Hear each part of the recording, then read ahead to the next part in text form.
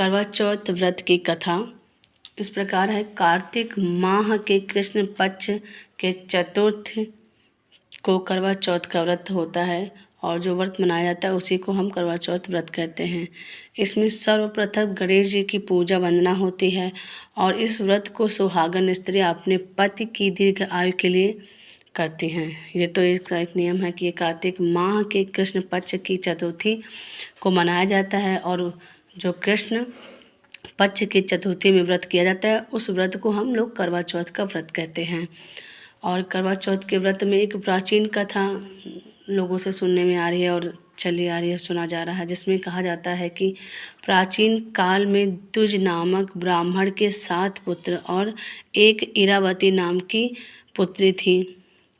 और इरावती नामक जो पुत्री थी वो 7 भाइयों में अकेली और बड़ी ही लाडली थी। ठीक है, तो उसका कुछ भी दुख तकलीफ भाइयों से देखा नहीं जाता था। तो इस वजह से ये कथा और मतलब महत्वपूर्ण है कि कैसे भाइयों ने अपनी बहन के मतलब लिए क्या क्या किया। और जैसे कि आगे बताते हैं कहानी में कि इरावती का व्रत करवा चौथ का पहला व्रत था और उस व्रत में उसको भूख, क्योंकि वो लाडली थी तो उसे भूख प्यास तो बर्दाश्त होती नहीं थी। तो जैसे उसने करवा चौथ का व्रत रखा उसे भूख के कारण चक्कर और मूर्छित खा के वो ज़मीन पे गिर गई। तो गिर पड़ी। जब उसके 7 भाइयों ने देखा कि मेरी बहन तो भूख के कारण मूर्छित होके गिर पड़ी है, ऐसे कैसे किया जाए, इसका व्रत कैसे तोड़वाया जाए। तो 7 भाइयों ने मिलकर योजना बनाई कि चलो ठीक है इनका व्रत तोड़वा देते हैं। तो दीपक लेकर एक भाई पेड़ पे चढ़ गया और दूसरे भाई ने उसके फेस को पानी से धोया और बताया, उठो बेटा, उठो बहन, देखो वो चाँद निकल आया है। और वो चाँद निकल आया, वो उस दिए को चाँद समझकर इरावती ने अपना व्रत तोड़ लिया, मतलब यानी कि पूजा पाठ किया, चाँद को जल दिया, अर्घ्य दिया और उसके बाद पूजा वूजा किया और अपना व्रत किया। और वो जैसे ही अपना व्रत पूरा करने के बाद वो उठी, भोजन के पास बैठी और भोजन किया। तो जैसे ही भोजन का निवाला पहला तोड़ा तो उस निवाले में बाल निकल आए, क्योंकि बाल निकलना भी अशुभ होता है। और दूसरा निवाला जैसे तोड़ा तो उसमें खाते ही उसको छींक आ गई।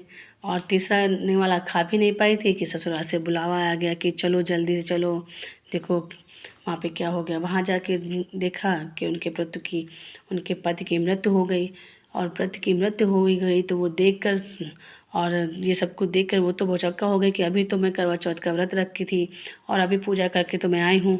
तो वो बड़े ज़ोर ज़ोर से रोने लगी और रोते हुए विलाप करते हुए बोली, हे माँ, आपने ये मेरे साथ क्या किया, ये कैसा मेरा दुर्भाग्य है कि उसी दिन मैं सुहागन हुई का पूजा करे थी और उसी दिन मुझे आपने विधवा बना दिया। तो उधर इंद्राणी माँ संयोगवश वहीं से गुजर रही थी, तो वो ये सब सुनकर देखकर इरावती के पास आई और बोली, पुत्री, हे पुत्री, आप क्यों इतना विलाप कर रही हैं? ये सारा कारण आपके ही तो हुआ है, क्योंकि बिना चाँद को देखे आपने अपना व्रत तोड़ दिया, आपने करवा चौथ का व्रत पूरा नहीं किया। तो उन्होंने पूरी कथा बताई उनके भाइयों की कि आपके भाइयों ने ऐसे दीपक बनाया और आप मूर्छित होकर गिर पड़ी थी, इसलिए उन्होंने आपको दीपक बना के चाँद दिखा दिया। आपने वो उस दीपक को देखकर चाँद समझ के आपने चाँद को अर्घ दिया, अर्घ देकर अपना व्रत किया और खाना खाया। तो इस तरह आपका जो व्रत था वो पूरा नहीं हुआ पुत्री, और वो व्रत पूरा ना होने के कारण आपको ये कष्ट झेलना पड़ रहा है। तो इरावती हाथ जोड़ के बोली, हे माता, आप बोलो मैं क्या करूँ, इसमें मेरी कोई गलती नहीं है। मुझे जो बताया गया, जो मैंने देखा मैंने वैसा किया। मुझे तो चाँद लगा कि वो दीपक चाँद है, इसलिए मैंने वो व्रत तोड़ा। तो इंद्राणी माँ बोली कि हे पुत्री, मैं जानती हूँ इसमें आपका कोई दोष नहीं, लेकिन जो दुर्भाग्यवश दुर्घटना घटी है उसका तो आपको दुख होगा ही, इसलिए इसका एक ही उपचार है। तो इरावती बोली, हे माँ, मुझे आप बताइए, मैं वो सारे उपकार करूँगी जो मुझे करने अपने पति के लिए। तो बोली, हे पुत्री, जाओ तुम 12 वर्ष तक 14 वर्ष का 12 वर्षों तक आप 14 वर्ष का नियम अनुसार व्रत पूजन करिए और पूजन करोगे, जैसे ही 12वां वर्ष का पूरा होगा वैसे आपके पति जीवित हो उठेंगे। ठीक है। तो उन्होंने 12 वर्ष तक वो व्रत को पूजा वंदना की। ठीक है, उसके बाद जैसे ही व्रत का पूजन पूजा हुआ वैसे उनके पति देवलोक से जीवित होकर आ गए। तो इसलिए ये व्रत रखा जाता है और इरावती के पति की दीर्घ आयु प्रदान हुई। जैसे इरावती के पति की दीर्घ आयु बढ़ी, वैसे माता जी से हम लोग प्रार्थना करते, हे माता हमारे पति की भी उम्र लंबी करिएगा और उन्हें दीर्घ आयु बनाइएगा। यह सब बोलकर इरावती ने माता को प्रणाम किया और हम लोग सभी लोग माता को प्रणाम करते हैं और बोलते हैं,